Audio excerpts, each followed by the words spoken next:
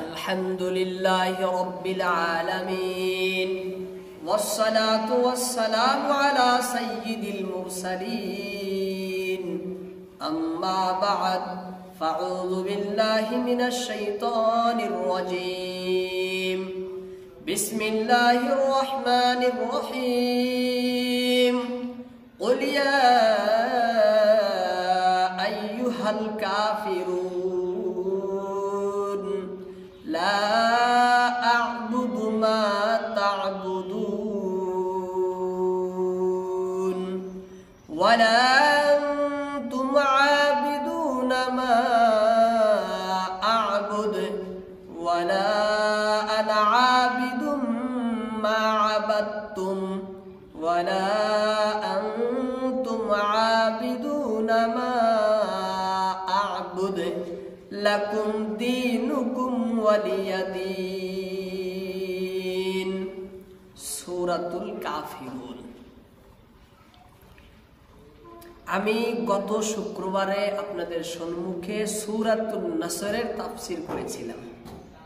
আল্লাহ রাব্বুল আলামিন যদি তৌফিক দেন তাহলে ইনশাআল্লাহ আজকে সূরাতুল কাফিরুনের তাফসীর করব।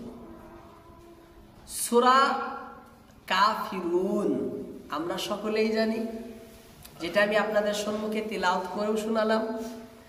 এই সূরার শাব্দিক অর্থ হলো আল্লাহ রাব্বুল আলামিন নবীজিকে বলছেন, কুল, হে নবী আপনি বলে দিন, ইয়া আইয়ুহাল কাফিরুন, হে সত্য অস্বীকারীগণ, লা আ'বুদ, লা আ'বুদ আমি ইবাদত করি না, মা সেই সমস্ত বস্তুর, তা'বুদুন যাদের তোমরা পূজা করো, ওয়ালা আনতুম আবিদুন এবং তোমরাও ইবাদত করো না, মা সেই সত্তার, সেই জাতের, আ'বুদ যেই জাতের ইবাদত আমি নবী করি, ওয়ালা আনা আবিদুম এবং আমি ভবিষ্যতেও ইবাদত করব না, মা সেই সমস্ত বস্তুর, আবাদতুম যার তোমরা ইবাদত করো, পূজা করো, অর্চনা করো, ওয়ালা আনতুম আবিদুন আর তোমরাও ভবিষ্যতে ইবাদত করবে না, উপাসনা করবে না, মা সেই পাক সত্তার, আ'বুদ যার আমি ইবাদত করি, লাকুম দীনুকুম ওয়ালিয়া দীন, লাকুম তোমাদের জন্য, দীনুকুম তোমাদের দিন, ওয়ালি আমার জন্য, দিন আমার দিন, আমাদের জন্য আমার জন্য আমার দিন, তোমাদের জন্য তোমার দিন।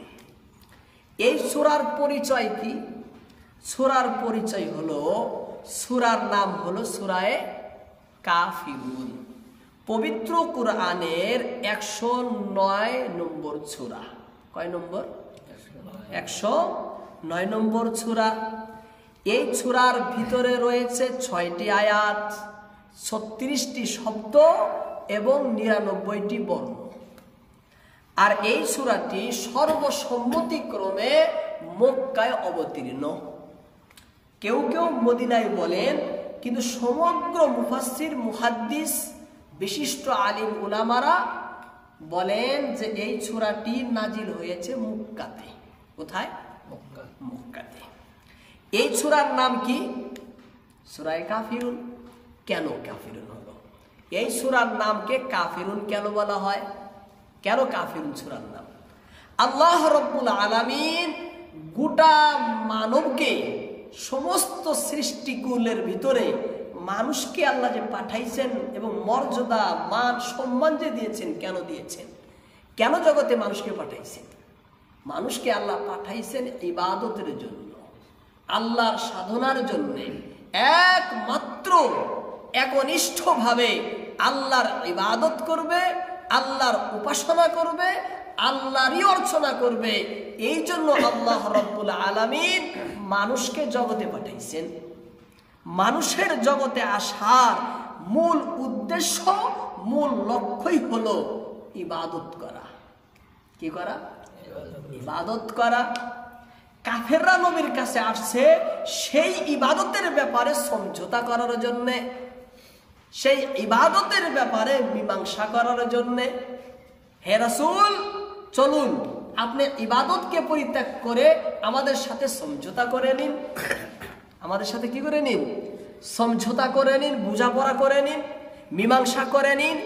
যেই ইবাদতের জন্য আল্লাহ রাব্বুল আলামিন মানুষকে জগতে পাঠাইছেন, সেই ইবাদতের ব্যাপারেই সমঝোতা করতে বলছে। আল্লাহ তাআলা বজ্র কঠোর ভাষায় তাদেরকে তাদের এই প্রস্তাবকে অসম্মতি প্রকাশ করে আল্লাহ তাআলা নবীর মাধ্যমে বলেন যে কখনো হবে না, কখনো হবে না। তোমাদের এই কুপ্রস্তাব না আজকে গ্রহণ করা হবে, না ভবিষ্যতে গ্রহণ করা হবে। না আজকে মেনে নেওয়া হবে, না আগামীতে মেনে নেওয়া হবে। তোমাদের এই কুপ্রস্তাব কখনো আমরা মানতে পারি না, মানব না। কেন? মুসলিমরা হলো একত্ববাদে বিশ্বাসী। মুসলিমরা একত্ববাদে বিশ্বাসী, তৌহিদের বিশ্বাসী। আর অমুসলিম যারা আছে, কাফির মুশরিক যারা আছে, তারা হলো বহুত্ববাদে বিশ্বাসী। তৌহিদের বিপরীতে তারা বিশ্বাসী, তৌহিদকে তারা অস্বীকার করে। তাহলে এবার দুইজনের ভিতরে পার্থক্য তো রয়েছে, পার্থক্য রয়েছে না? একজনে একত্ববাদে বিশ্বাসী, আর একজনে বহুত্ববাদে বিশ্বাসী। এর ভিতরে বড় এক ব্যবধান, বড় পার্থক্য রয়েছে, আছে না পার্থক্য? এই পার্থক্যটাকে স্পষ্ট করে তোলার জন্যই আল্লাহ সূরাটা নাজিল করেছেন, যে কুফর এবং ঈমানের ভিতরে মহা পার্থক্য রয়েছে, বিশাল প্রভেদ রয়েছে। এটা বোঝাবার জন্যে আল্লাহ এই সূরা নাজিল করেছেন। বিদায়ী এই সূরার নামই দিয়েছেন কাফির। এই সূরার এই জন্য নামই কি দিয়েছেন? কাফিরুন। কাফির, অবিশ্বাসকারী, অস্বীকারী। কাফির মানে অস্বীকারী, অবিশ্বাসকারী, সত্যকে অস্বীকারী, তাকে বলা হয় কাফির। কাফিরের জন্যেই, যেহেতু নবীর কাছে কাফেররাই আসছিলেন, কাফেররাই আসছিল যে নবীকে, যাতে তার নবী ইবাদত পরিত্যাগ করে, ইসলামকে যেন পরিত্যাগ করে, হক না হকের ব্যাপারে মীমাংসা করতে আসছে। কিভাবে? যে আপনি হককে ছেড়ে দেন, মিথ্যাকে গ্রহণ করেন। আল্লাহ বজ্র কঠোর ভাষায় বললেন কখনো হবে না। কাদেরকে বলছেন? কাফিরকে বলছেন। সেই জন্য এই সূরার নামই দেওয়া হয়েছে কি? কাফিরুন। নাজিল কখন হলো সূরা? এ সম্পর্কে তাফসীরে মারিফুল কুরআন, তাফসীরে বাহরে মুহিত, এছাড়াও আরো অনেক কিতাবের ভিতরে লেখা হয়েছে, আল্লাহর নবী যখন হকের দাওয়াত দেন, যখন লা ইলাহা ইল্লাল্লাহ মুহাম্মাদুর রাসূলুল্লাহ যখন ধ্বনি দেন যে আল্লাহ ছাড়া কোনো উপাস্য নেই, আল্লাহ ছাড়া কোনো মাবুদ নেই, আল্লাহ ছাড়া কোনো আরাধ্য নেই, আমি নবী হলাম তোমাদের আখিরি রাসূল। এই যে তোমরা যে মূর্তির পূজা করো, পাথরের পূজা করো, আর এই প্রতিমার যে তোমরা উপাসনা করো, এই গাছ বৃক্ষের যে পূজা করো, আগুনের যে পূজা করো, এগুলো সবই মিথ্যা, সবই ভুল। তারা ইবাদত করতো লাত, উজ্জা, মানাতের। সেই লাত, উজ্জা, মানাত তাদের সমস্ত উপাস্যদের আল্লাহর নবী বাতিল ঘোষণা করলেন, মিথ্যা ঘোষণা করলেন, তাদের নিন্দা করা শুরু করলেন, মন্দ বলা শুরু করলেন। আমি যার ইবাদত করি, আমি যার সামনে মাথা টেকাই, তাকেই যদি কেউ মন্দ বলে, তাকেই যদি কেউ খারাপ বলে, আমার কেমন লাগবে? আমার অন্তরে কেমন লাগবে? আমি যার ইবাদত করি, যার কাছে আমি নত হই। মুশরিকরা, কাফেররা, মক্কার কাফেররা কি করতো? পাথরের কাছে নত হয়, গাছ বৃক্ষের কাছে নত হয়, আগুনের কাছে নত হয়। নত হয় না তারা? কেন নত হয়? তারা তাকে মাবুদ মনে করে, উপাস্য, আরাধ্য, ইলাহ মনে করতেছে। আর সেই ইলার বিরুদ্ধেই নবী প্রচার শুরু করে দিয়েছে, সেই ইলার বিরুদ্ধেই নবী অভিযান চালু করেছে। তাদের সেই মাবুদ উপাস্যের বিরুদ্ধেই নবী আওয়াজ তুলছেন যে এগুলো ভালো না, খারাপ, মিথ্যা, এগুলো সব গুমরাহি, পথভ্রষ্টতা, এগুলো সব বাতিল, সব ভণ্ড, সব চিরমিথ্যা। এইভাবে নবী বলেন। কাফের করে মনে সহ্য হবে? সহ্য হইল না, সহ্য হইল না। তারা বেদনায় থাকতে পারে না, তাদের জ্বালা সৃষ্টি হয়ে গেল। জ্বালা সৃষ্টি হয়ে পরামর্শ করলো বড় বড় কাফিররা মিলে কি করা যায়। বহুত চেষ্টা করছে নবীকে থামানোর জন্যে, বহুত চেষ্টা করছে থামানোর জন্যে, সেদিকে আমি যাই না।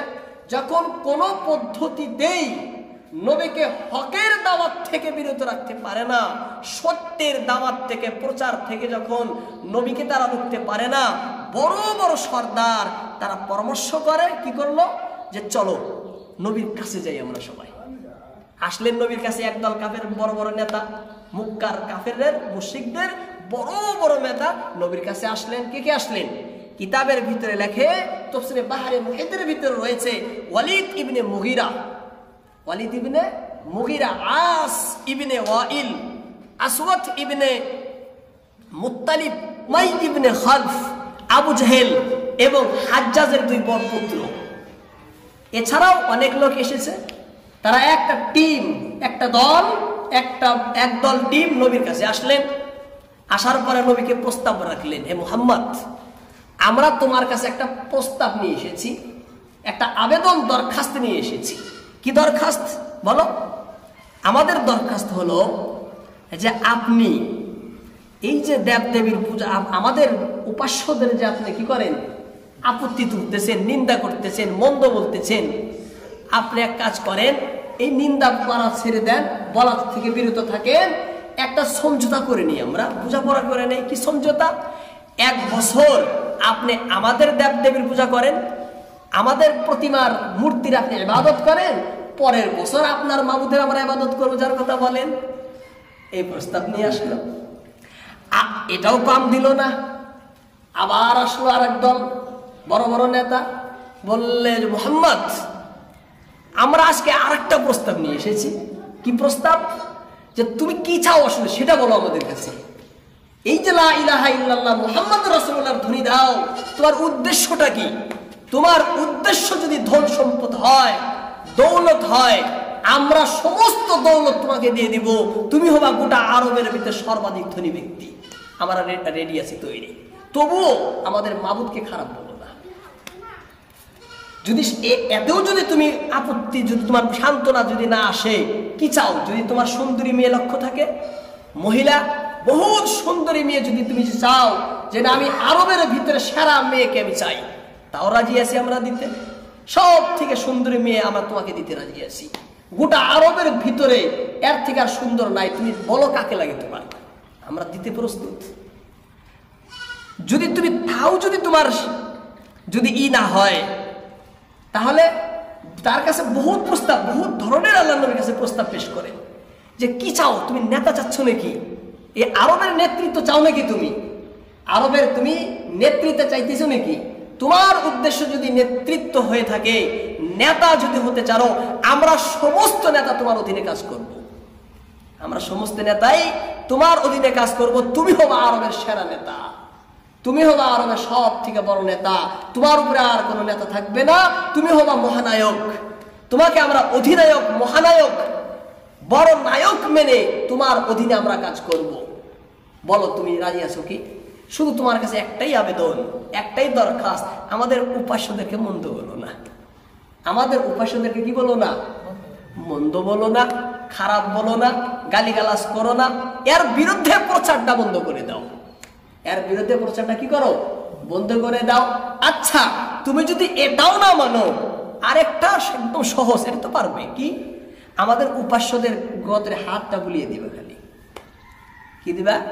আমাদের মাবুদের মূর্তি বানায় রাখছি, প্রতিমাগুলো বানায় রাখছি, তুমি সমর্থনের হাত তাদের উপরে বুলাই দিবে। যদি তুমি হাতটা বোলাও, তা তো সমর্থন পাওয়া গেল, হ্যাঁ, সাপোর্ট পাওয়া গেল না?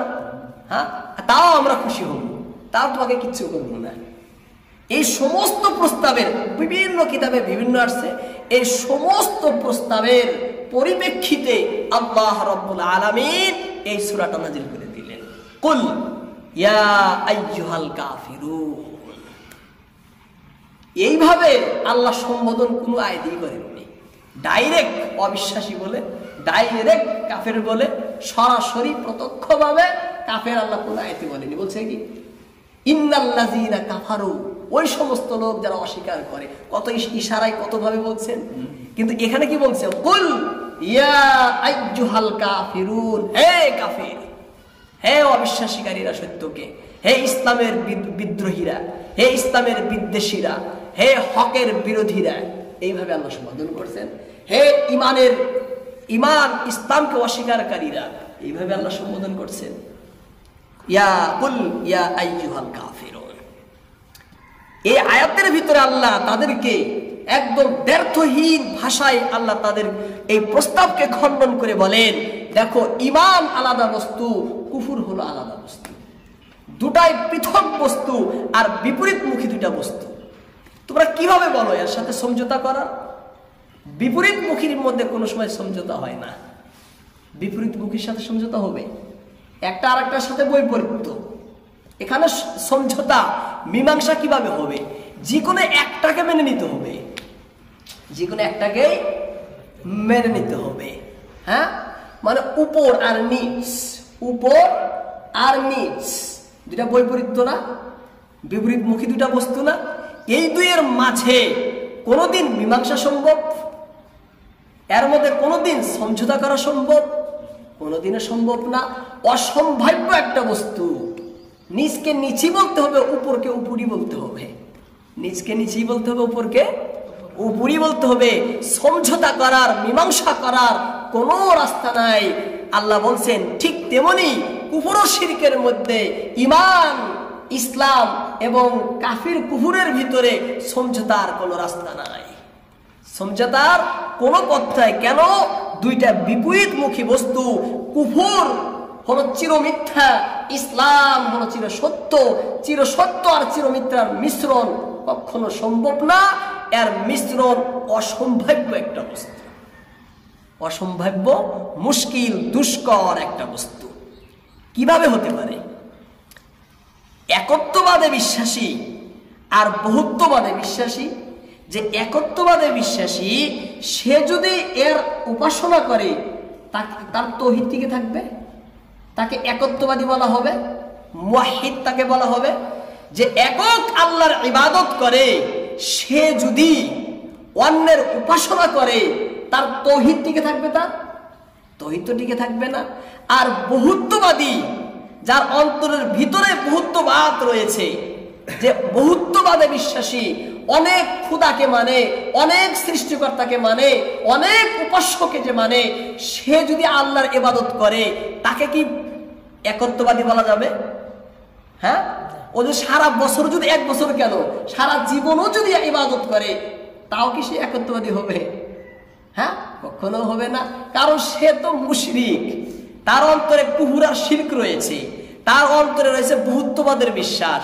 সে যতই চেষ্টা করুক, যতক্ষণ পর্যন্ত বহুত্ববাদের বিশ্বাস তার অন্তর থেকে দূর না হবে, ততক্ষণ পর্যন্ত তাকে একত্ববাদী বলা যাবে না, সাব্যস্ত হবে সে, কশিনকালেও হবে না। আল্লাহ তার আয়াত নাজিল করে দিলেন যে কখনো সম্ভব নয়, এর কোনো রাস্তা নাই, এর কোনো উপায় নাই, এর কোনো পথ নাই। হা একটাই রাস্তা, একটাই রাস্তা। সেটি কি? তোমরা তোমাদের ধর্মে থাকো, আমরা আমাদের ধর্মে থাকতে দাও। তোমরা তোমাদের ধর্মে থাকো, আমাদেরকে আমাদের ধর্মে থাকতে দাও। তোমরা তোমাদের পথে থাকো, আমাকে আমার পথে থাকতে দাও। হ্যাঁ, তার সাথে সাথে মনে রাখো আমার কাজের প্রতিফল আমি আখিরাতে পাবো, আর তোমার ভ্রষ্ট ভ্রান্ত মিথ্যা কাজের পরিণামও তোমাকে ভোগ করতে হবে। সাফ ঘোষণা করে দিলেন আল্লাহ তাআলা। এই সূরার আগের সূরা হলো সূরাতুল কাউসার। সূরা কাফিরুনের আগের সূরার নাম কি? সূরায়ে কাউসার, তারপরে সূরায়ে কাফিরুন। এবার এখানে একটা বস্তু জানার, যে আল্লাহ পাক সূরা কাউসারের পরেই কেন কাফিরুন রাখলেন? একটা প্রশ্ন জাগবে না মনে? আমি এটা তো বলে আসছি আপনাদেরকে যে এক সূরার সাথে আর এক সূরার সাথে যোগসূত্রটা কি, সম্পর্কটা কি, এখানে তো বলা দরকার। আগের সূরা হলো সূরায়ে কাউসার, পরের সূরা হলো সূরায়ে কাফিরুন। দুটার মাঝে সম্পর্কটা কি? আল্লাহ রাব্বুল আলামিন সূরা কাউসারের ভিতরে আল্লাহর নবী মুহাম্মদ রাসূলুল্লাহ সাল্লাল্লাহু আলাইহি ওয়াসাল্লামকে শুভ সংবাদ দিয়েছেন। কি দিয়েছেন? শুভ সংবাদ দিয়েছেন। কিসের? খাইরে কাসিরের। কিসের শুভ সংবাদ দিয়েছেন? খাইরে কাসিরের প্রচুর খাইরের শুভ সংবাদ দিয়েছেন যে আপনাকে অঢেল বিপুল কল্যাণ মঙ্গল আপনাকে দেওয়া হবে, এই শুভ সংবাদ দিয়েছে সূরা কাউসারে। তার সাথে সাথে আল্লাহ তাআলা নবী সাল্লাল্লাহু আলাইহি সাল্লামকে এটাও জানিয়েছেন, হে নবী, কাফেররা যত চক্রান্ত করুক, যত ষড়যন্ত্র করুক, কিন্তু মনে রাখেন আমি আল্লাহর পক্ষ থেকে সিদ্ধান্ত এটাই যে ইসলামই চিরবিজয়ী হবে। ইসলাম কি হবে? চিরবিজয়ী হবে। যদিও এখন ইসলাম মনে হচ্ছে যে তলে রয়েছে, মনে হচ্ছে দাবিয়ে রয়েছে, কিন্তু প্রকৃতপক্ষে ইসলামী সফলতা অর্জন করেছে আর চির সফলতা অর্জন অবশ্যই নিশ্চিত করবে।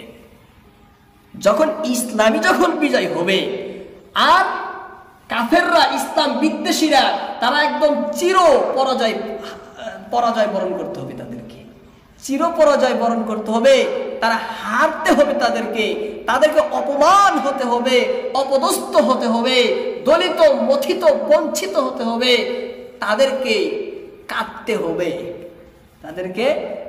হবে, অনুশোচনা করতে হবে, তারা হায় হায় আফসোস করবে, আক্ষেপ করবে, তারা এদেরকে অবশ্যই করতে হবে। যখন ইসলামের বিরোধী কুফর শিরিক, ইসলাম ইমান, তাই ইসলাম ইমান এর বিরোধী কুফর শিরিক, এই কথাটা আল্লাহ তাআলা সূরা কাউসারের মধ্যে বলছেন। আর এর ভিতরে আল্লাহ বলছেন যে এরা যদি সমঝোতা, আগে আল্লাহ বলছেন যে ইসলামী বিজয় হবে, তাহলে সমঝোতা কিসের হবে? সমঝোতা তাহলে কিসের হবে? যখন আল্লাহ আগেই সিদ্ধান্ত করছেন যে ইসলামী চির বিজয় লাভ করবে, ইসলামী জিতবে, ইসলামী জয়লাভ করবে, যখন ইসলামী জয়লাভ করবে, এবার কাফেররা যে সমঝোতা করার আসে, আমার কি ঠেকা সমঝোতা করার?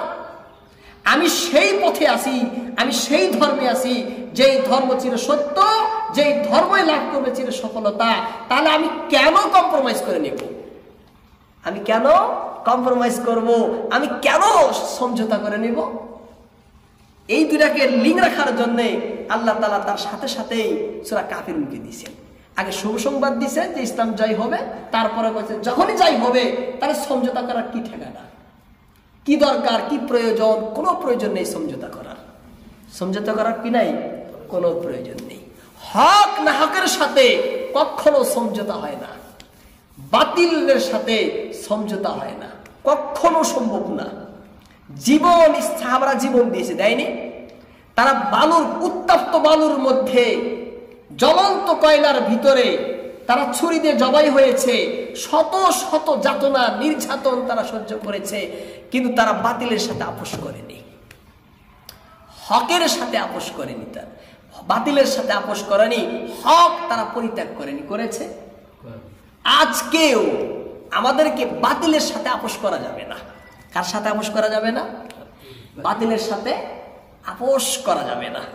সূরা কাফিরুনের ভিতরে আল্লাহ রাব্বুল আলামিন কি আলোচনা করছেন এ সম্পর্কে তাফসীরে মারিফুল কোরআনের ভিতরে ইদ্রিস কান্দালবী রাহমাতুল্লাহ আলাইহি কয়েকটি কথা তুলে ধরেছেন। তিনি বলছেন এই সূরার ভিতরে আল্লাহ তাআলা কয়েকটা কথা আসলে তুলে ধরেছেন। একটা কথা আল্লাহ এই দিকে ইশারা করছেন যে দেখো, ঈমান ও হকের মধ্যে যত বাধা আসুক, যত যাতনা যন্ত্রণা জ্বালা আসুক, ইসলাম থেকে বিচলিত হইও না, ইসলাম থেকে বিচলিত হয় না, পদচ্যুত হয় না। ইসলামের মধ্যেই অটুট অচল অচঞ্চল থাকবা, ইসলামের রশিকেই ধরে রাখবা, এই আয়াতের মধ্যে বলা হয়েছে। তারপরে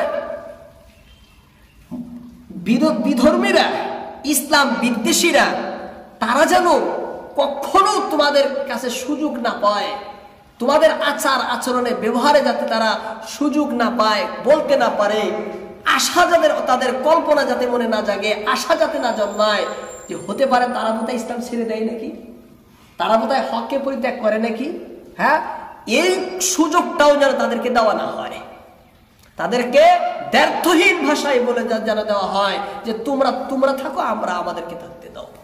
হ্যাঁ, তোমাদের সাথে আমাদের সাথে কোনো বোঝাপড়া নাই, ধর্মীয় ব্যাপারে কোনো বোঝাপড়া নাই, ধর্মীয় ব্যাপারে কোনো বোঝাপড়া নাই, কোনো মীমাংসা নাই ধর্মীয় ব্যাপারে। ধর্মের ব্যাপারে যতই অত্যাচার করো, আমি ধর্মের মধ্যে অটুট থাকবো এবং থেকেই যাব। অটুট আছি, থাকবো এবং থেকেই যাব।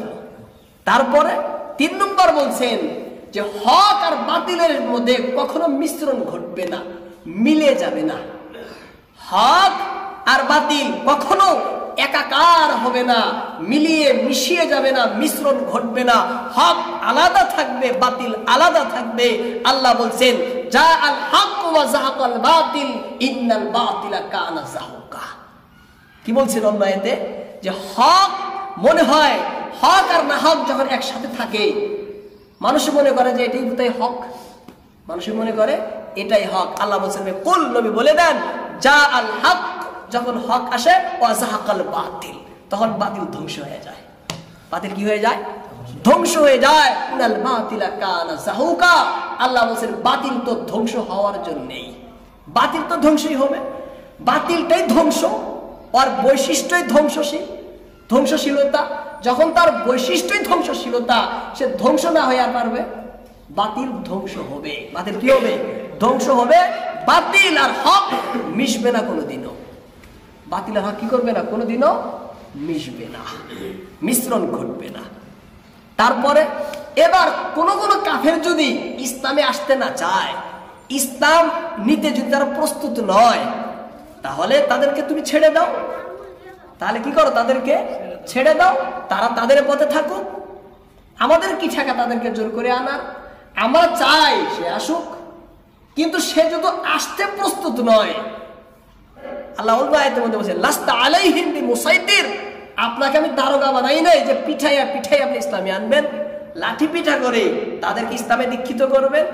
আপনার কাজ হলো হককে প্রকাশ করে দেওয়া।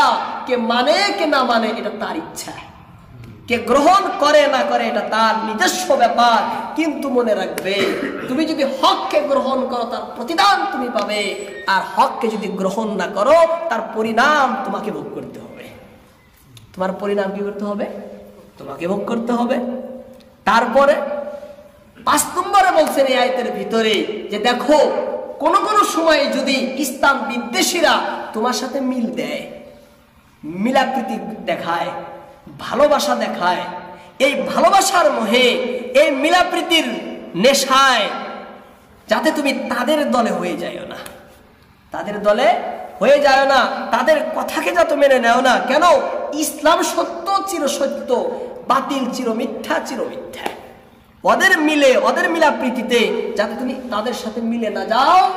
সুতরাং একমাত্র একনিষ্ঠভাবে আল্লাহর ইবাদত উপাসনা তুমি করে থাকবে, আল্লাহরই উপাসনা তুমি করে থাকবে, ইবাদত তুমি করবে। ওদের সাথে যাতে মিল না হয়, মিশে যাতে না যায়। আমাদের জগতের উদ্দেশ্যই কি ছিল? ইবাদত না? মানুষ জগতে আসার উদ্দেশ্য কি ছিল? ইবাদত না? এই ইবাদত সম্পর্কে এই আয়াতের ভিতরে কুল ইয়া আইয়ুহাল কাফিরুন লা আ'বুদ আ'বুদ তা'বুদুন আবিদ আবিদুনা আবাদতুম, অনেকটি শব্দ এসেছে না? এই সমস্ত শব্দের মূল উৎস ধাতু হলো, মারকাজ হলো ইবাদত। মারকাজ কি? ইবাদত। এই আয়াতের ভিতরে, সূরার ভিতরে কুফরুন, ইবাদাতুন আর দ্বীনুন, এই 3টা শব্দ এসেছে। কুফরুন, ইবাদাতুন আর কি? দ্বীনুন। মূল শব্দ এই আয়াতের 3টাই। সেই জন্য আমাদেরকে জানতে হবে ইবাদত কাকে বলে। কি জানতে হবে? ইবাদত কাকে বলে। ইবাদত কাকে বলে এ সম্পর্কে তাফসীরে রাজিতে ইমাম ফখরুদ্দীন রাজি রাহমাতুল্লাহ আলাইহি লেখেন, আন্নাল ইবাদাতা ইবারাতুন আন নিহায়াতিত তাযীম। ইবাদত বলা হয় চরম পর্যায়ের বিনয়ী হয়ে অদ্বিতীয় সম্মান করা। কাউকে, কার সামনে নিজেকে বিনয়ী হওয়া, নত হওয়া, নিজেকে তুচ্ছ তাচ্ছিল্য মনে করে তার কি করা? চরম পর্যায়ে তার সম্মান করা, তাকে তার ইজ্জত দেওয়া, একে বলা হয় ইবাদত। আর আমরা যে নামাজ পড়ি, এই নামাজ আল্লাহর করি। কেন করি? কারণ আল্লাহকে আমরা, আল্লাহর সামনে বিনয়ী হই, চরম পর্যায়ের বিনয়ী হয়ে এবং অদ্বিতীয় সম্মান আমরা করি। কেন? আমার উঁচা স্থান মাথাকে, সম্মানিত স্থান মাথাকে আমি আল্লাহর জন্য মাটির সাথে মিশিয়ে দিই। এই জন্য তো ইবাদত। তান্ত বিনয়ী হয়ে চরম এবং অদ্বিতীয় সম্মান প্রদর্শন করার নামই হলো ইবাদত। অদ্বিতীয় সম্মান প্রদর্শন করার নাম কি? ইবাদত। আমি যদি নেক কাজ আল্লাহর জন্য শরীয়ত মোতাবিক করি, এটাও ইবাদত। এটা তো ইবাদতের সংজ্ঞা হলো পরে, এটা ইবাদতের সংজ্ঞা হলো আমাদের শরীয়তের মধ্যে, কিন্তু মূল যেটা এর আগে সংজ্ঞা কি? যে একমাত্র নিজেকে অত্যন্ত নিতান্ত বিনয়ী ছোট হয়ে কার যদি কি করা হয়, ইবাদত করা হয়, তার যদি সম্মান দেখানো হয়, এটা হলো ইবাদত। এটা কি বলে? ইবাদত। এই ইবাদত কার হবে প্রশ্ন হবে না এখানে? তাহলে ইবাদতের উপযুক্ত কে? এই ইবাদতের মালিক কে? কে হকদার এই ইবাদতের? তাফসীরে রাজিতে লেখে, ওয়াহিয়া লা তালিকু ইল্লা বিমান সাদারা আনহু গায়াতুল ইনআম। যে ইবাদত, আসল ইবাদত হবে তার, ইবাদতের হকদার হলেন তিনি যিনি তোমাকে সব থেকে বেশি ইনাম দিয়েছে। তোমার কাছে যা কিছু আছে এই সব কিছুই যার দেওয়া, যার তোমার কাছে যা কিছু রয়েছে সব কিছুই যে তোমাকে দিয়েছেন, অবদান যার তোমার উপরে বেশি রয়েছে, সে সব থেকে বেশি হকদার। সে সব থেকে বেশি হকদার। যে বেশি ইনাম দেন, যে বেশি পুরস্কার দেন, আমার কাছে যা আছে সবই যার, তারই তো আমি গুণগান গাবো, তার কাছেই তো আমি নত হব। তিনি এটাই বলছেন ইমাম রাজি রহমতুল্লাহ আলাইহি, যে ইবাদত হবে একমাত্র তার, ইবাদতের হকদার একমাত্রই তিনি যার বেশি অবদান তোমার মধ্যে রয়েছে, যার বেশি অবদান তোমার মধ্যে রয়েছে, যে তোমাকে বিপুল পুরস্কারে পুরস্কৃত করেছে, তার একমাত্র ইবাদত হবে, তার একমাত্র উপাসনা আরাধনা, তারই গুণগান তোমায় করতে হবে। সেই আসল হকদার। সেই হকদার না আসলে? হ্যাঁ, সেই হকদার না। ইবাদতের হকদার কে? যে বেশি পুরস্কার আমাকে দিয়েছে, ইনাম যে বেশি দিয়েছে, আমার যা আছে সবই যার, তারই তো ইবাদত করা, তারই তো ইবাদত হবে, তার ইবাদত হবে না? এবার প্রশ্ন হলো, আল্লাহ আসল পুরস্কার তাহলে আমাকে কে দিয়েছেন? আসল পুরস্কার আমাকে কে দিয়েছেন? আল্লাহ দিয়েছেন না আমাদেরকে? প্রকৃত পুরস্কার মানুষের কাছে দুটি। আমাদের কাছে অনেক বস্তু আছে, অনেক অবদানের মধ্যে আসল মূল প্রকৃত অবদান, ইনাম, পুরস্কার হলো দুটি। কয়টি? দুইটি। একটি হলো আমার জীবন, আমার এই জীবনটা, আমার এই হায়াত, আমার এই জীবন। এই জীবনে যদি আমি না পেতাম, তাহলে জগতের আরাম আয়েশ সুখ শান্তি ভোগ করতে পারতাম না। তাহলে আমার এই জীবনটা অদ্বিতীয়, আমার জন্য পুরস্কার না? আমার এই হায়াতটা আমার জন্য বিশাল বড় একটি পুরস্কার না?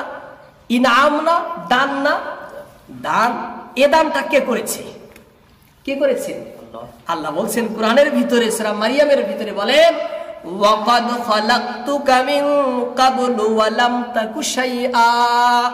হে বান্দা, এই যে তুমি বর্তমানে আছো, তোমার অস্তিত্ব যে রয়েছে, এর পূর্বে কিন্তু তুমি ছিলা না। এর পূর্বে তুমি কি ছিলা না? কিছুই তুমি ছিলা না, তোমার কিচ্ছু অস্তিত্ব ছিল না। এই অস্তিত্ব দান কিন্তু আমি করেছি, তোমাকে সৃষ্টি কিন্তু আমি করেছি। কে বলছেন? আল্লাহ বলছেন। সূরা বাকারায় আল্লাহ তাআলা বলেন, কাইফা তাকফুরুনা বিল্লাহি ওয়া কুনতুম আমওয়াতান ফাআহইয়াকুম। হে বান্দা, কাইফা তাকফুরুনা বিল্লাহ, তোমরা আল্লাহকে কিভাবে অস্বীকার করতে পারো? আল্লাহকে কিভাবে আল্লাহর সাথে তোমরা কুফরি করতে পারো? যে আল্লাহ কুনতুম আমওয়াতা, তোমরা নাস্তিত্ব অবস্থায় ছিলে, ফাআহইয়াকুম, সে আল্লাহই তোমাদেরকে অস্তিত্বে আনছেন। তোমরা কিচ্ছুই ছিল না, তোমাদের নাম গন্ধ ছিল না, তোমাদের কোনো উজুদ ছিল না, অস্তিত্ব ছিল না, তোমরা সৃষ্টি হয়েছিলে না। সে আল্লাহ তো তোমাদেরকে সৃষ্টি করেছেন, সে আল্লাহ তোমাদেরকে জীবিত করেছেন, জীবন দান দিয়েছেন, আত্মা হায়াত তোমাদেরকে দিয়েছেন। তাহলে সেই আল্লাহর সাথে কিভাবে তোমরা কুফর শিরিক করো, কিভাবে তাকে অস্বীকার করো? এখানে আল্লাহ কি বুঝাইলেন যে তোমার অস্তিত্বটা কিন্তু আমি আল্লাহর দান। আমাদের অস্তিত্বটা কার দান? আল্লাহর দান না? আল্লাহর দান। এবার আমার ছাড়া জগতে আমি যা কিছু দেখি, এই আকাশ, এই পাতাল, অর্থাৎ আমি যার থেকে লাভ নেই, আকাশ থেকে লাভ গ্রহণ করি, সূর্য থেকে লাভ গ্রহণ করি, জমিনের থেকে আমি উপকৃত হই না? আমি গাছ বৃক্ষ তরুলতার থেকে উপকৃত হই, রাস্তার থেকে হই, আমি যত বস্তুর থেকে উপকৃত হই, এটা কার সৃষ্টি? কার সৃষ্টি? আল্লাহর সৃষ্টি না? এই জন্য আল্লাহ বলছেন সূরা বাকারায়, হুয়াল্লাযী খালাকা লাকুম মা ফিল আরদি জামিআ। হে আমার বান্দারা, এই গোটা সৃষ্টিতে যা কিছু দেখো, এটা কিন্তু আমার সৃষ্টি। এই সব কার সৃষ্টি? আমি আল্লাহর সৃষ্টি। এই দুই অবদান, এই দুই পুরস্কার থেকে আর কোন বড় পুরস্কার বান্দার আছে? আছে? আর নাই। আমার অস্তিত্ব আর গোটা সৃষ্টির এটা কে দিয়েছেন? আল্লাহ দিয়েছেন। যখন সব আল্লাহ দিয়েছেন, ইবাদত তাহলে কার হবে? ইবাদত কার হবে? তাহলে আমার সমস্ত অস্তিত্ব আল্লাহর দান, গোটা সৃষ্টি আল্লাহর দান, আমি যা কিছু গ্রহণ করি প্রকৃত পক্ষে সবই আল্লাহর দান। ইবাদতের হকদার তাহলে এখন কে হবে? আল্লাহ হবে না? আল্লাহ ছাড়া কারো ইবাদত করা যাবে না। ইবাদত মখলুকের হয় না, কোন নবীর ইবাদত হবে না, কোন ওলির ইবাদত হবে না, কোন সাহাবার ইবাদত হবে না, কোন আলিম উলামার ইবাদত হবে না, কোন সৃষ্টির ইবাদত হবে না। ইবাদত হবে একমাত্র আল্লাহ। কার হবে ইবাদত? আল্লাহ। কবি বলেন, না চাইতে দয়াময় দিয়েছে সকল, খোদায় আহার আর পিপাসায় জল, সবই দেন চাহে না সে, সে যে শুধু ভালোবাসে। সব কিছু আল্লাহর না? আমার না চাইতে সব আল্লাহ দিয়েছেন, দেননি আল্লাহ তাআলা? তাহলে ইবাদতের মালিক কে? আল্লাহ। মানুষ এত পাগল, এত নির্বোধ, এত মূর্খ, এত নাদান, এই মানুষ আল্লাহর বান্দা এত মূর্খ, সেই ইবাদত আল্লাহকে না দিয়ে অন্যের ইবাদত দেয়। কার? অন্যের ইবাদত করে। হ্যাঁ, যে আল্লাহর অস্তিত্ব যে আল্লাহ দিয়েছে, সমস্ত যে জমিনে থাকে সেই জমিনটাও আল্লাহর, ও যা ব্যবহার করে সে জমিন, সে সব কিছুই আল্লাহর। সে আল্লাহর ইবাদত না করে মাখলুকের ইবাদত করে। কার ইবাদত করে? মাখলুকের ইবাদত করে। গোটা সৃষ্টিতে এই একটাই ঝগড়া, গোটা সৃষ্টিতে একটাই ঝগড়া, ইবাদত নিয়ে ঝগড়া, মাবুদ নিয়ে ঝগড়া। মাবুদ বলা হয় একমাত্র ইবাদত যার হয়। মাবুদ কাকে বলে? মাবুদ কাকে বলে? একমাত্র একনিষ্ঠভাবে নির্ভেজাল ভাবে যার ইবাদত হবে তাকে বলা হয় মাবুদ। তাকে কি বলে? মাবুদ। ইবাদত যার হয়, যিনি ইবাদতের হকদার, তাকে বলা হয় মাবুদ। তাকে কি বলা হয়? মাবুদ। তাকে আরবিতে ইলাহুন বলে। ইলাহুন বলে না? সেই জন্যই তো কালিমার ভিতরে লা ইলাহা আনা হয়েছে। কারণ ইলাহার মধ্যে ঝগড়া, ইলাহার মধ্যে মতানৈক্য, ইলাহার মধ্যে বিবাদ, যে মানুষ ইলাহা মানতে রাজি না, ইবাদত আল্লাহর করবে না। হ্যাঁ, সব কিছু আল্লাহর গ্রহণ করবে, কিন্তু আল্লাহর প্রশংসা করবে না। আল্লাহর দেওয়া সব কি করবে? আল্লাহর শুকরিয়া আদায় করবে না। আল্লাহর দেওয়া রুজি রোজগার সব সে নিবে, আল্লাহর পুরস্কার সে গ্রহণ করবে, কিন্তু ইবাদত আল্লাহর করবে না। এই একটা নিয়ে ঝগড়া, মতানৈক্য এখানে। সেই জন্য কলেমার মধ্যে আছে লা ইলাহা ইল্লাল্লাহ, আল্লাহ ছাড়া কোনো মাবুদ নাই। লা খালিকা ইল্লাল্লাহ তো বলেনি, বলছে লা খালিকা বলেনি, কি বলছে? লা ইলাহা ইল্লাল্লাহ। লা মালিকা ইল্লাল্লাহ বলেনি, লা ইলাহা বলছে। আর সমস্ত নবীরাই এই একই দাওয়াত দিয়েছেন, হে বিশ্বের লোকেরা শোনো, ইলাহা কিন্তু একমাত্র আল্লাহ, ইবাদতের মালিক একমাত্র আল্লাহ। ইলা মানে ইবাদতের মালিক, ইবাদতের হকদার, উপাসনা আরাধনা একমাত্র আল্লাহর হবে। আল্লাহ ছাড়া কারো ইবাদত হবে না। আল্লাহ ছাড়া কারো ইবাদত হবে না। সমস্ত নবীদের একই বাণী ছিল। আল্লাহ তাআলা বলেন কোরআনের ভিতরে, লাকাদ আরসালনা নূহান ইলা কাওমিহি ফাকালা ইয়া কাওমি ইবুদুল্লাহা মা লাকুম মিন ইলাহিন গায়রু। আল্লাহ বলেন, আমি যখন নূহকে পাঠাইলাম জগতে, নূহকে আমি বললাম, নূহ তুমি বলো, ইয়া কাওমি ইবুদুল্লাহ, হে আমার কওম, মা লাকুম মিন ইলাহিন গায়রু, আল্লাহ ছাড়া কিন্তু আর কোনো উপাস্য নেই। আল্লাহই কিন্তু একমাত্র মাবুদ, আল্লাহই কিন্তু একমাত্র মাবুদ। ওয়া ইলা আদিন আখাহুম হুদা ক্বালা ইয়া কাওমি ইবুদুল্লাহা মা লাকুম মিন ইলাহিন গায়রু। হযরত হুদ আলাইহিস সালাম সম্পর্কে আল্লাহ বলেন যে আমি পাঠাইলাম তাকে আদ জাতির নিকটে। কি জন্য পাঠাইছি? এই কথা বলতে যে আল্লাহ ছাড়া আর কোন ইবাদতের হকদার নাই। সে আসে বলছে, ইয়া কাওমি ইবুদুল্লাহ, হে আমার কওম, একমাত্র আল্লাহর ইবাদত করো। কেন? আল্লাহ ছাড়া আর কোনো মাবুদই নেই, আল্লাহ ছাড়া আর কোনো মাবুদ নেই, ইলাহ নেই, উপাস্য নেই। সেই জন্য ইবাদত করতে হবে একমাত্র কার? আল্লাহর করতে হবে। ওয়া ইলা সামুদ আখাহুম সালিহা ক্বালা ইয়া কাওমি ইবুদুল্লাহা মা লাকুম মিন ইলাহিন গায়রু। আল্লাহ বলছেন যে আমি সামুদ জাতির কাছে সালেহ আলাইহিস সালামকে পাঠাইলাম। কি কথা বলতে? এই একই কথা বলতে যে মা লাকুম মিন ইলাহিন গায়রু, আল্লাহ ছাড়া কোনো উপাস্য নাই। সুতরাং একমাত্র ইবাদত কার হবে? কার হবে? আল্লাহর হবে। ওয়া ইলা মাদিয়ানা আখাহুম শুআইবা ক্বালা ইয়া কাওমি ইবুদুল্লাহা মা লাকুম মিন ইলাহিন গায়রু। আল্লাহ বলেন, আমি শুআইব আলাইহিস সালামকে মাদিয়ানবাসীদের নিকটে পাঠাইলাম। কেন? এই একই কথা বলার জন্য যে ইবাদতের হকদার মালিক একমাত্র আল্লাহ। সুতরাং আল্লাহ ছাড়া, আল্লাহ ব্যতীত কারো ইবাদত করা যাবে না। কারো কি যাবে না? ইবাদত করা যাবে না। কুল, এবার আমাদের নবীকে পাঠাইলেন জগতে। সর্বশেষ নবী আসলেন না?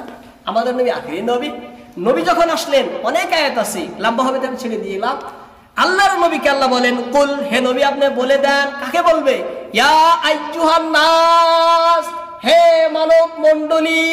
গোটা পৃথিবীর মানুষকে বলছেন, কারণ নবী যেহেতু সারা পৃথিবীর নবী যায়, আমাদের নবী সমস্ত সৃষ্টির নবী না, সেই জন্য আল্লাহ বলছেন, কুল, হে নবী আপনি বলেন, ইয়া আইয়ুহান নাস, হে বিশ্বের লোকেরা শোনো, ইন্নী রাসূলুল্লাহ ইলাইকুম জামিআ, আমি সেই আল্লাহর পক্ষ থেকে তোমাদের কাছে রাসূল হিসাবে এসেছি। আমি সেই আল্লাহর পক্ষ থেকে তোমাদের কাছে কি হিসাবে এসেছি? রাসূল হিসাবে এসেছি। কোন আল্লাহর? লাহু মুলকুস সামাওয়াতি ওয়াল আরদ, এই যে আকাশ মণ্ডলী এবং এই জমিন যে দেখতেছো, আকাশ জমিন সমস্ত কিছুর মালিকানা, রাজত্ব, সার্বভৌম ক্ষমতার অধিকারী যে আল্লাহ, সব কিছুর খালিক মালিক যে আল্লাহ, আসমান জমিনের, সে আল্লাহর পক্ষ থেকে আমি তোমাদের কাছে রাসূল হিসাবে এসেছি। কেন এসেছি জানো? কি বলতে? যে লা ইলাহা ইল্লাহু, এই কথাটা বলার জন্য। লা ইলাহা ইল্লাহু, ইবাদত একমাত্র আল্লাহর হবে। আল্লাহ ছাড়া কোনো উপাস্য নেই, আল্লাহ ছাড়া কোনো মাবুদ নেই, একমাত্র ইবাদত কার হবে? আল্লাহর হবে। কেন হবে জানো? ইউহি ওয়া ইউমিত, কারণ সেই আল্লাহই গোটা সৃষ্টিকে নাস্তিত্ব থেকে অস্তিত্বে এনেছেন। শুধু তুমি মানুষ কেন, আকাশেও ছিল না, জমিনেও ছিল না, গোটা সৃষ্টি ছিল না। আমি আল্লাহ গোটা সৃষ্টিকে সৃষ্টি করেছি। আমি আল্লাহ কি করেছি? গোটা সৃষ্টিকে সৃষ্টি করেছি। তাহলে ইবাদত কার হবে? সে আল্লাহর হবে না? সেই জন্য সমস্ত নবীরাই মূল দায়িত্ব একটাই ছিল, এটা বলার যে ইবাদত হবে আল্লাহর। ইবাদত কার হবে? আল্লাহর হবে। আল্লাহ ছাড়া কারো ইবাদত হবে না। যে ইবাদতের জন্য নবীরা প্রেরিত, যে ইবাদতের জন্য আল্লাহ মানুষকে পাঠাইছেন, সেই ইবাদতের ব্যাপারেই আসছে কে? কাফেররা এসে সমঝোতা করার জন্য। হ্যাঁ, তারা বলে নবী সমঝোতা করে নেন, ইবাদতকে পরিত্যাগ করেন। সমঝোতার অর্থ তো নেই যে ইবাদতের জন্য, ইবাদতের হকদার আল্লাহ, আল্লাহকে ইবাদত করবেন না, আপনি পাথরের ইবাদত করেন, মূর্তির ইবাদত করেন, প্রতিমার ইবাদত করেন, আগুনের ইবাদত করেন। আরে যে আল্লাহ হকদার তাকে না দিয়ে আমি কেন করব তার? সেজন্য আল্লাহ বলছেন, কুল ইয়া আইয়ুহাল কাফিরুন, হে মক্কার কাফেররা, হে কুরাইশের কাফেররা, তোমরা যতই বলো তোমাদের কথা আমি মানব না, তোমাদের কথা আমি মানব না। কাফিরুন বহুবচন, কাফিরুন একবচন, কাফিরুন বহুবচন, কাফির একবচন। সমস্ত কাফেরকে আল্লাহ বলছেন। এখানে কাফের দ্বারাই কোন কাফের উদ্দেশ্য? প্রশ্ন জাগে না একটা, যে আয়াতের মধ্যে কোন কাফের উদ্দেশ্য? যখন আল্লাহ বলছেন যে তোমাদের দিন তোমাদের কাছে, আমাদের দিন আমাদের কাছে, আমরা তো দেখি অনেক কাফের মুসলমান হয়েছে, হয়নি? হয়নি? তাহলে কাফের সব কাফের উদ্দেশ্য না, তাই না? সেজন্য তাফসীরের আলোচনার ভিতরে লেখে, ক্বালা আজিল্লাতুল মুফাসসিরিন আল মুরাদু বিহিম কাফারাতুম মিন কুরাইশিন মাখসুসুন ক্বাদ আলিমাল্লাহু তাআলা আন্নাহুম লা ইয়াতাআত্তা মিনহুমুল ঈমানু আবাদা। আল্লাহ বলেন, তাফসীর আলোচনার ভিতরে রয়েছে যে এখানে কাফের দ্বারা উদ্দেশ্য হলো ওই কাফের, মুক্কার কাফের, কুরাইশ বংশের কাফের। কোন কাফের? মুক্কার কুরাইশ বংশের কাফের, নির্দিষ্ট কাফের, যাদের ব্যাপারে আল্লাহ জানেন যে এরা কখনো ঈমান আনবে না। যাদের ব্যাপারে আল্লাহ জানেন তারা কখনো কোনো সময় কি আনবে না? ঈমান আনবে না। ওদেরকে আল্লাহ মুখাতব করে, নির্দিষ্ট করে, সম্বোধন করে আল্লাহ বলছেন, ইয়া আইয়ুহাল কাফিরুন, হে কাফের শোনো তোমরা। ওই যে নবীর কাছে একদল কাফেরগুলো আসছিল, ওরা আবু জাহেল ঈমান আনছে, কোন সময় আনে উবাই বিন খালফ ঈমান আনছে, আনেনি? উম্মিয়া বিন খালফ ঈমান আনছে, আনেনি? ওই যে নবীর কাছে সমঝোতা করার জন্য পার্টিটা এসেছিল, শুরুতে বলেছি, ওদের ব্যাপারে বলতেছে এরা তো ঈমান আনবে না। এরকম আরো যারা আল্লাহ জানেন যাদের ব্যাপারে যারা ঈমান আনবে না, তাদেরকে আল্লাহ তারা বলছেন, হে কাফেররা তোমরা শুনো, তোমরা যে প্রস্তাব নিয়ে আসছাও এই প্রস্তাব কখনো কি করা হবে না? মানা হবে না। এর মধ্যে একটি কথা আপনারা মনে রাখবেন, দুনিয়াতে একজন মানুষ কাফির হিসাবে পরিচিত, দুনিয়াতে কাফির হিসাবে পরিচিত, সবাই তাকে কাফির বিলে জানে, সবাই কাফির বিলে জানে, কিন্তু সে নির্ভরযোগ্য সময়ে মরার আগে ঈমান আনছে, নির্ভরযোগ্য সময়ে মরার আগে কি আনছে? ঈমান আনছে।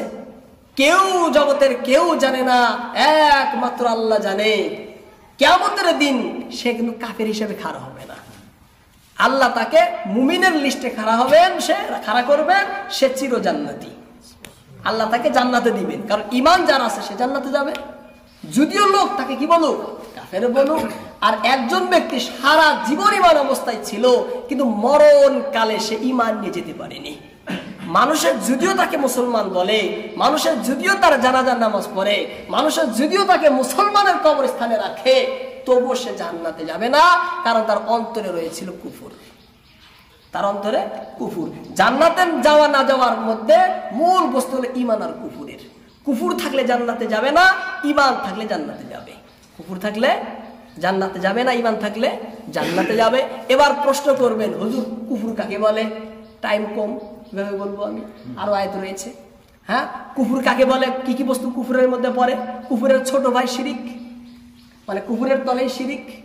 এবার শিরিক আবার দুই প্রকার, শিরিক ফি জাত, শিরিক ফি সিফাত। আল্লাহর সত্তাগত শিরিক, বৈশিষ্ট্যগত শিরিক। আবার বৈশিষ্ট্যগত শিরিকের মধ্যে কিছু ভাগ, শিরিক ফিল ইলম, শিরিক ফিল কুদরাত, শিরিক ফিল সামা, শিরিক ফিল বাসার, এগুলো আরো ভাগ রয়েছে। এক একটা ব্যাখ্যা করলে সময় দেবে না, অন্য সময় ইনশাল্লাহ বলবো কুফর শিরিক সম্পর্কে। কিন্তু এতটুকু মনে রাখবেন যে ঈমান যদি থাকে তাহলে জান্নাতে, যদি শিরিক থাকে, কুফর থাকে, সে কিন্তু কি যাবে না? জান্নাতে যেতে পারবে না। এবার কাফেররা তাদেরকে তো উপাস্য বানাইছে। কেন বানাইছে? অনেকে মনে করে যে আসল মাবুদ তো একজনই, কিন্তু আমরা তার প্রতিমা বানাই ইবাদত করি। কি বানাই ইবাদত করি? প্রতিমা, মূর্তি, সকল সুরত করি। আবার কেউ কেউ বলেন যে না, এই যে আমার পাথরকে কেন পূজা করি জানো? সেই মাবুদটাই, উপাস্যটা এই পাথরের মধ্যে আসছে, পাথরের মধ্যে আসে, থাকে, এই জন্য আমরা ইবাদত করি। আবার কেউ কেউ বলে যে না, সেই উপাস্যটা পাথরের মধ্যে একাকার হয়ে গেছে, বিলীন হয়ে গেছে, এর মধ্যে মিশে গেছে, মিশ্রণ হয়ে গেছে, এই জন্য তার ইবাদত করি। এগুলো সবই ভণ্ড না। আল্লাহ তো বলেনি এভাবে ইবাদত করতে, বলছেন আল্লাহ তাআলা এভাবে ইবাদত করতে, আল্লাহ বলেনি। তাহলে তুমি কেন করো? কারণ আমরা মাবুদের ইবাদত করি, এই নিয়াতে করি, এই নিয়াতে তো করতে বলে নাই না। যেভাবে করতে বলছে সেভাবে করতে হবে, একমাত্র নির্ভেজাল ভাবে একনিষ্ঠ ভাবে আল্লাহর ইবাদত করতে হবে। কার? আল্লাহ। নবীকে বলছেন আল্লাহ তাআলা, আল্লাহ বলছেন নবীর মাধ্যমে ওই যারা কাফির এসেছিল তাদেরকে, হে নবী আপনি তাদেরকে বলে দেন লা আ'বুদ, লা আ'বুদ, আমি ইবাদত করব না। কখন? বর্তমানে। বর্তমানে আমি কি করব না? ইবাদত উপাসনা করব না। লা আ'বুদ কার? মা ওই সমস্ত বস্তু। কোন সমস্ত বস্তু? তোমরা যাদের ইবাদত করো। পাথরের তোমরা ইবাদত করো, আমি পাথরের ইবাদত করব না। তোমরা আগুনের পূজা করো, আমি আগুনের পূজা করব না। তুমি যেই সমস্ত বস্তুর ইবাদত করো, মা তা'বুদুন, ওই সমস্ত বস্তুর ইবাদত তোমরা যারা করো, ওই সমস্ত বস্তুর ইবাদত আমি নবী করতে পারবো না, বর্তমান পারবো না। একদম দ্ব্যর্থহীন ভাষায় তাদেরকে জবাব দিলেন। তারপরে তোমরা করবা নাকি? তোমরা যে বলছো যে আমরা 1 বছর কি করবো, আপনার ইবাদত করে নেই, আপনি আমাদের 1 বছর করেন। ওয়ালা আনতুম আবিদুনা মা আ'বুদ, এবং তোমরাও করবে না। ওয়ালা আনতুম, এবং তোমরাও আবিদ ইবাদত করবে না, মা সেই পাক সত্তার, সেই জাতের আবুদ যে জাতের ইবাদত আমি করি। আল্লাহর যে আল্লাহর ইবাদত আমি করি, সে আল্লাহর ইবাদত তোমরাও করবে না। বলছে ওরা তো স্বীকার করছে করবে, আবার আল্লাহ বলছে করবে না। ওরা তো বলতেছে আমরা করব, বলছে না? এখানে শুরুতে বলছি তো, আমি শুরুতে বলেছি না আমি যে তারা তো স্বীকার করছে যে 1 বছর আমরা ইবাদত করব, আল্লাহ বলছে না ওরা করবে না। তার মানে ওদের ভিতরে শিরক আছে না নাই? কুফর আছে না নাই? আল্লাহর ইবাদত করতে হবে একত্ববাদে বিশ্বাসী হয়ে, বহুত্ববাদে বিশ্বাসী হয়ে। ইবাদতের মূল্য আছে ওদের অন্তরে, বহুত্ববাদ রোজ আছে দেখেই তো তারা সমঝোতা করার জন্য আসছে। ওরা ইবাদত যদি করেও সেই ইবাদতের কোনো মূল্য নাই। মূল্য আছে কি? এটা এই ইবাদতই বলা হবে না। সেজন্য আল্লাহ বলছেন তোমরা যে বলছো ইবাদত করবা, ইবাদত তোমরাও করবা না। তোমরা করো না, তোমরা এখন করবা না। তোমরা যে বলছো আমি বর্তমান কালে ইবাদত করব, বলছে না না তোমরা করবা না। তাহলে প্রথম আয়াতে লা আ'বুদু মা তা'বুদুন ওয়ালা আনতুম আবিদুনা মা আ'বুদ, অর্থ হলো যে বর্তমানে না আমি এবং তোমরা ইবাদতের মধ্যে কম্প্রোমাইজ হই, বর্তমানে হবে না, বর্তমানে হবে না। তারপরে ওয়ালা আনা আবিদুম মা আবাদতুম, ভবিষ্যতে হবে না? নাই। আল্লাহ বলছেন না না ভবিষ্যতেও হবে না। তারপরে আয়াতে কি বলছেন? ভবিষ্যতেও হবে না, সম্ভব না। ওয়ালা আনা আবিদ, আমিও ইবাদত করব না ভবিষ্যতে, মা ওই সমস্ত বস্তুর যাদের তোমরা ইবাদত করছো এবং করো। ওয়ালা আনতুম আবিদুনা মা আ'বুদ, এবং তোমরাও করবা না, এবং তোমরাও করবা না ভবিষ্যতে। আল্লাহ প্রথম আয়াতের মধ্যে বলছে বর্তমানেও করব না, দ্বিতীয় আয়াতের মধ্যে আল্লাহ বলতেছেন ভবিষ্যতেও করব না। অর্থাৎ দ্বিতীয় এবং তৃতীয় আয়াতের মধ্যে, প্রথম আয়াত দ্বিতীয় আয়াতের মধ্যে কি বলছে? নবী বলছে আমি করব না। দ্বিতীয় আয়াতের মধ্যে বলছে তোমরাও করবা না বর্তমানকালে। চতুর্থ আয়াতের মধ্যে আল্লাহ বলছেন হে নবী আপনি বলে দেন আমি ভবিষ্যতে করব না। পঞ্চম আয়াতের মধ্যে আল্লাহ বলছেন তোমরাও ভবিষ্যতে করবে না। ক্লিয়ার হলো না? অনেকে মনে করে যে আয়াত ডাবল ডাবল এসে নাকি, মনে করে না মানুষে? হ্যাঁ, এবার কে মা আবার তুমি একই বারবার আসতেছে, মনে হয় না মানুষের অন্তরে? মনে হইলেও ডাবল না। ডাবল হয়েছে কি এখানে? হ্যাঁ, প্রত্যেকটার অর্থ আলাদা না?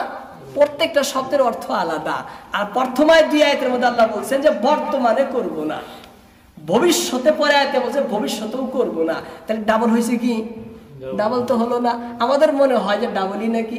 অনেকে মনে করে যে ফাবি আইয়া আলাই রাব্বিকুমা তুকাজ্জিবান, কই এক আয়াত বারে বারে কেন কোরআনে? কোন জায়গায় এক আয়াত বারে বারে না, প্রত্যেক জায়গায় অর্থ আলাদা, প্রত্যেক জায়গায় অর্থ আলাদা। তার মানে এক আয়াতের ভিতরে অনেকটি অর্থ থাকে, অনেকটি অর্থ থাকে। যখন আল্লাহ তাআলা সে আয়াতটি এক জায়গায় আনেন, অন্য একটা অর্থ বুঝাবার জন্য আনেন, মূল লক্ষ্য অন্য অর্থ থাকে, সেখানে বাকি অর্থগুলোও থাকে, কিন্তু লক্ষ্য সেগুলো থাকে না, অন্য অর্থ থাকে। আবার সে আয়াতটা এবার অন্য জায়গায় আনেন, সে আয়াতটা এবার অন্য জায়গায় আনেন, অন্য জায়গায় আল্লাহ যখন আনেন সেখানে অন্য একটা অর্থ দেবার জন্য আনেন, এই অর্থগুলো সেখানে থাকে। না বোঝার কারণে আয়াত যেহেতু একই মনে করে যে ডাবল ডাবল এলো নাকি। ডাবল ডাবল না, বারবার আসে না। একটা আয়াত একবারই আনা হয়েছে, বিভিন্ন অর্থের কারণে আসে। কথাটা ক্লিয়ার হয়ে গেল? তারপরে আল্লাহ তাআলা নবীকে বললেন, নবী বলে দেন লাকুম দীনুকুম ওয়ালিয়া দিন। দিন মানে এখানে দিনের মানে অনেকটি অর্থ করেছে। কেউ বলছে দিন মানে ধর্ম। দিন মানে কি? ধর্ম, মাযহাব। আল্লাহ বলছেন নবীকে আপনি বলে দেন যে তোমাদের দিন তোমাদের কাছে আর আমাদের দিন আমাদের কাছে। তোমাদের দিন কুফর শিরকের দিন, তোমাদের দিন কুফর শিরকের দিন, আর আমার দিন হলো ইসলাম ইমানের দিন। আমি ইসলাম ইমানেই অটুট থাকবো, অচল থাকবো, বিচ্যুত হব না, বিচলিত হব না, ইসলাম ইমান পরিত্যাগ করব না, এটা তার মানে। আর তোমরা কুফুরির মধ্যে আছো, শিরকের মধ্যে আছো, তোমরাও কুফুর শিরক পরিত্যাগ করবে না। যদি করো ভালো কথা, কিন্তু তোমাদের দিন তোমাদের কাছে থাক, এটা একটা অর্থ হলো। আর একটা থানবী রাহমাতুল্লাহ আলাইহি বায়ানুল কোরআনের ভিতরে তাফসীরে বায়ানুল কোরআনের মধ্যে লেখেন যে দিন মানে পরিণাম। দিন মানে পরিণাম, প্রতিদান। লাকুম দীনুকুম মানে তোমাদের ভ্রষ্ট দলে থাকার, মিথ্যা দলে থাকার, কুফর শিরকে থাকার, দীনুকুম তোমরা তার পরিণাম ভোগ করবে। লাকুম দীনুকুম তার পরিণাম তোমরা কি করবে? ভোগ করবে। ওয়ালিয়া দিন আর আমি ইসলাম ও ঈমান ধর্মে থাকার কারণে এর প্রতিদান আমি পাবো, এর প্রতিদান আমি পাবো। এটাও একটা অর্থ, এটাও একটা অর্থ, সব অর্থ এর মধ্যে রয়েছে। তাহলে কথা ক্লিয়ারই হলো। আল্লাহ পাক সূরা কাফিরুনের মধ্যে, সূরাতুল কাফিরুনের মধ্যে একটাই মেসেজ দিলেন যে দেখো হে বিশ্বের লোকেরা, শত জ্বালা সহ্য করে নাও, শত দুঃখ কষ্ট সহ্য করে নাও, কখনো হক না হকের যখন লড়াই হবে, হকের সাথে বাতিলের সাথে কোনো সময় আপোষ করা যাবে না। বাতিলের সাথে কি করা যাবে না? আপোষ করা যাবে না। ব্যর্থহীন ভাষায়, বজ্র কঠোর ভাষায় তাদেরকে বলে দেওয়া হবে যে তোমাদের দিন তোমাদের কাছে থাক, আমাদের দিন আমাদের কাছে থাক। আমরা কিন্তু দেখেন অনেক সময় আমাদের ভুল বুঝাবুঝি হয়। মাসলা দুই প্রকারের, একটা হলো মিল্লি মাসআলা। কি মাসআলা? মিল্লি মাসআলা। আর একটা হলো মুলকি মাসআলা। মিল্লি মানে ধর্মীয় ব্যাপার, মুলকি মানে দেশের ব্যাপার। দেশের যখন থাকা হয়, দেশের ব্যাপারে কম্প্রোমাইজ চলে দেশের সাথে। কারণ দেশের ভিতরে লক্ষ্যটা কি? শান্তি। শান্তি না? এই শান্তির জন্য অনেক কিছু করা যায়, অনেক কিছু করে। কিন্তু মিল্লি ব্যাপারে, ধর্মীয় ব্যাপারে কখনো কারোর সাথে আপোষ হয় না। কারণ এখানে ইবাদত, ইমান ইসলামের, এটা ইমান ইসলাম ইবাদত নিয়ে আপোষ হয় না। আল্লাহ পাক আমাদের সকলকেই কথাগুলো বুঝার, আমল করার তৌফিক দান করুন। যখন দেখবেন দুটা লড়াই, হক না হক, তখন আমাদের কাজ হবে হক কোনটা চিনা। হক কোনটা চিনা। হক যখন চিনলাম, সঙ্গে সঙ্গে হক গ্রহণ করে বাতিলকে পরিত্যাগ করতে হবে। এটা ইমানের পরিচয়, মুসলমানের পরিচয়। হককে চিনে তারপরে হক গ্রহণ করে না, সে মুনাফিক, মুসলমান নামে পরিচিত। আল্লাহ পাক আমাদের সকলকে বুঝার তৌফিক দিন।